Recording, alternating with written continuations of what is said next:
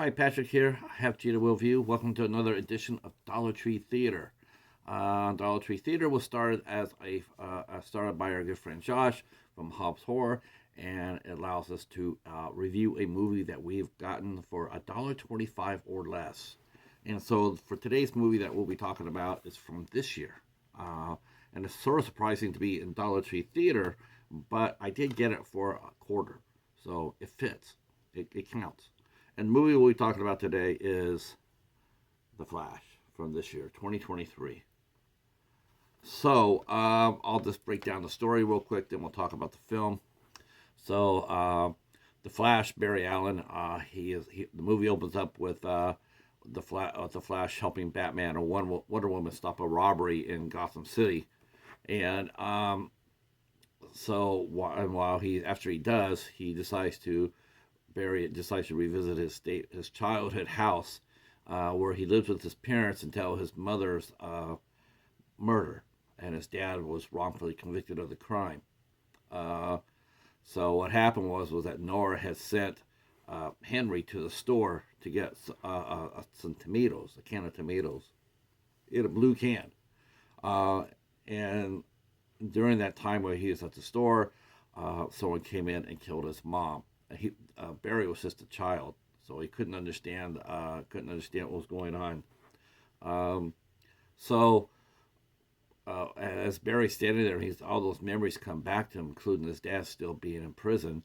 He gets overwhelmed and he just starts running, and he runs faster and faster, and pretty soon he goes beyond the speed of light, and creates what he called a chrono bowl, which allows him to go back in the time, and and he wants to go back to the day and save his mom and his dad. So that's what he wants to do. But Bruce Wayne has told him that time travel comes with great risk. You don't know what you'll do if maybe Nora was meant to die.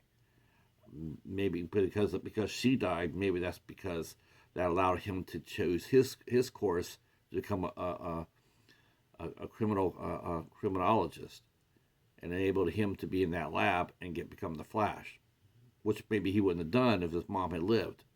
So there's all sorts of ramifications to messing with the time. Um, but he does, though. He can't help it, and so Barry goes back there and he makes one little adjustment. He moves the can from the bottom of the shelf to the top, because in the video, where it shows his dad is supposed to be in the store, you can't see his face. So by moving the tomatoes to the top, you'll be able to see the face. But that comes a little later. Um, but what he does is he puts the can of tomatoes in her cart so that she won't send her dad after the tomatoes, and everything will be fine. Uh, so as Barry decides that's okay, he's done it. He's done what he needs to do. He starts to going back, but then all of a sudden he's hit out of the chrono bowl by another speedster, and we don't know who that is. We don't know anything about it. All of a sudden, he got knocked out. He gets knocked out of the bowl into a world where it's now 2013, full 10 years back, and this is when Nora's still alive. And so Barry encounters his parents, and he realizes that this is the very same day that he acquired his powers. But what happens is that now there's two Barrys, because he thinks he's the only Barry, but no, there's another one, and it's him, 10 years ago. And the adult Barry quickly becomes very tired of the teenage Barry because he's obnoxious, and he is. So he turns around and he starts explaining Barry what happened. Like, hey, he starts explaining to him, and Barry, of course, the young Barry is like incredulous, uh, and suddenly on the news, there's aliens are coming, massive spaceship, and it turns out to be General Zod, played by Michael Shannon, and he's come back to it's the events from Superman, Man of Steel. He comes and he's gonna terraform Earth and make it into a new Krypton. Um, so of course Barry the Flash, he thinks, well, I'll just go ahead and round up all the superheroes. We'll stop him. Of course, the younger Barry goes like, we're going to get Superman. Well, what's a Superman? They go find Batman. We find him to be gone to seed, so to speak. He has no real purpose. Bruce Wayne is pretty much retired. He's old, scraggly, has a beard like mine. And, he goes ahead and he tries to find Wonder Woman. There's no such thing as Wonder Woman. Arthur Curry, Aquaman, never was born. So basically, this world here has no heroes really, just Batman. There's no one left to take on Zod. So what they're going to do is they're going to go ahead and help Barry get his powers. So he says, this is the day that you get your powers. You're going to become a superhero. So that's what they do. They go there and they recreate the event that created the Flash. That works, but for the wrong Barry. The young Barry gets it, but it takes the original Flash out. He loses his powers. So now he becomes a mentor to the younger Barry. And that's hell on wheels. They go and find Batman. They explain to him what's going on.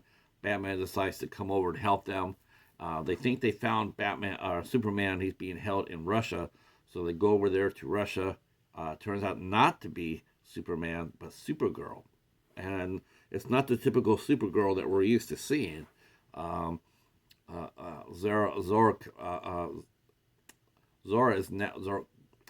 Zor-El is now a dark-haired Supergirl, and instead of being the blonde that we've all used to become seeing, and she has been imprisoned for years, and her powers are almost doormat because she has been denied access to the sun. So they go in there after a really brutal fight. They go ahead and they rescue her and they break her out, and we find out that she's really young and she's not really used to her powers yet herself, though she does power up. But she still has no experience. She has no limitations or anything else. She's just impulsive. They tackle Zod, and Zod kills her. Oh yeah, spoilers. But this being a back in time movie, just because you kill somebody today doesn't necessarily mean they have to be dead, right? So the Barrys decided, they go back there after seeing Batman die. They decide, listen, this doesn't have to be this way. We can go back and do this. We can go back. So the two Barrys decide to go back, and how the one Barry gets his powers back, you'll have to see for that yourself. So they decide to go back using the Speed Force and try to change history. And so they do that, but they find it happens again, and then again, and then the original Flash realizes that on this world, there's nothing they can do. This world has had it. But this being the younger Barry's world, he'll fight like hell to save it. So he keeps going back, trying to change it, and so that inevitably causes the two Barrys to clash, and now I'll leave it at that. The two Barrys do clash, and there is an outcome, and it isn't the one that you expect. In fact, there's a little bit where Barry goes back, and the original Barry goes back, and he makes one small adjustment. That helps his dad get out of jail, but it causes yet another small error in the time continuum, and that's where we'll leave it at. I found that to be very entertaining too, by the way. All right, so what did I think of The Flash? Well, I will say this. I thought Michael Keaton was definitely the star of the show. That's without a doubt, hands down. That was it. It was Michael Keaton. If they wouldn't have had him in this movie, this probably would have been unwatchable. I did like Sasha Calle, who plays Supergirl. I thought she was really cool, and I'd like to see her come back. if James Gunn decided to use, bring any of the characters back from the other DC movies, I would really hope that he bring her back, because she only appeared in the one movie, and her character really is raw and untested, and I think that they could really, I think she'd be a real asset going forward in James Gunn's DC universe. Um, Ezra Miller is just a car crash. I didn't like him at all in this movie. He was just, he couldn't have supported. I don't think, even without his problems, I don't think he's just not that strong of an actor to carry a movie like this. He's great in supporting. That really worked well for him. But as far as saying, yeah, we're going to build a movie around you, I just didn't. I just don't think he was cut out for that. And so I didn't really like it at all. His performance, he tried, but I didn't like it at all. Um, the effects for the effects for the last third of the film, oh Jesus! Hey, bright colors does not equal good effects, and some of them were cool. I mean, the real brief glimpse of Christopher Reeve and Helen Slater as Superman and Supergirl, that looked cool. But then again, the Nick Cage appearance looked absolutely stupid. He looks totally, no, that's not even close. I did laugh watching his Superman fight a spider. That was a very cool little Easter egg for to the tip of the hat toward the when John Peters wanted to have Superman fight a spider, and that was the story that he told Kevin Smith that he wanted to have. He wanted his Superman movie to have him fight a giant spider. So that was a really nice little nod right there. The one thing that really surprised me, and I really was disappointed in this, is I know this is a PG-13 movie, but there's a lot of profanity here, including one word that did not need to be said at all into this movie. I don't know what it was, the shock value, the fact that they could get away with it once in a PG-13 movie or what, but the profanity in this film is very misplaced. The Flash is more tailored toward young people. He's a young man. He's like 21, 22. Yes, I know he has a spicy little, yes, people of his age, they do curse. But this movie was aimed for kids. This is, teenagers. And really, you don't need to have profanity in a movie like this. It's misplaced. It's not wanted or needed. And it was disappointing to see that, just because we'll just put a little shock value here, a laugh. And it fell flat. Absolutely fell flat. I could definitely see why this movie absolutely bombed. I mean, it would have been worse without Michael Keaton in it. I think a lot of the business that this movie generated was because of the Michael Keaton returning as Batman, and I would like to see it happen again. I know that he was supposed to be in the new Batgirl movie that Warner Brothers put on the shelf, and that's a damn shame. Michael Keaton doesn't have too many, he didn't have too much there left, to come, because he's 70 years old, and he doesn't have too much time where he can actually put up the suit and go through some of the things they wanted him to do. So I would like to see that happen for him. He was fantastic. It's a shame that he hadn't appeared. It's a shame that he didn't come in earlier. When they put Ben Affleck in there, they could have put Ben Affleck out and put Michael Keaton in there. He would have held his own. Definitely, he was fun. Definitely fun. And he basically brings the only emotion into this movie. You don't really get the emotional pull that you're looking for, that I'm sure they're looking for when you see Barry's mom pass, or the second Barry trying to save his world. You don't get that emotional pull at all, but you do when you see Batman. That's the only, that's when you got up there and go like, oh hell yes.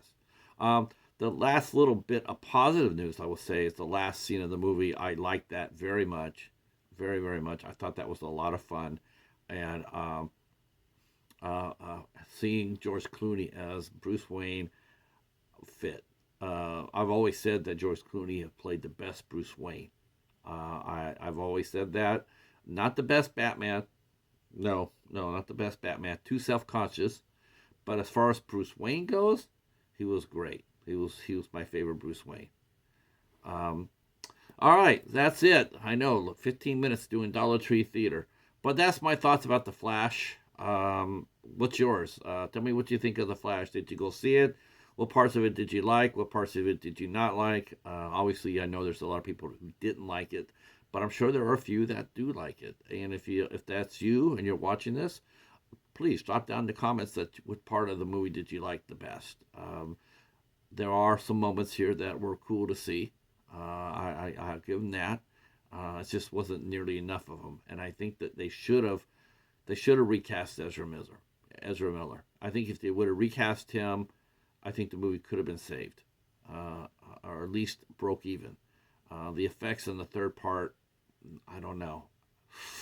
We might have been able to forgive them a little bit more with the better actors, but as it is, the last third of the movie is a mess.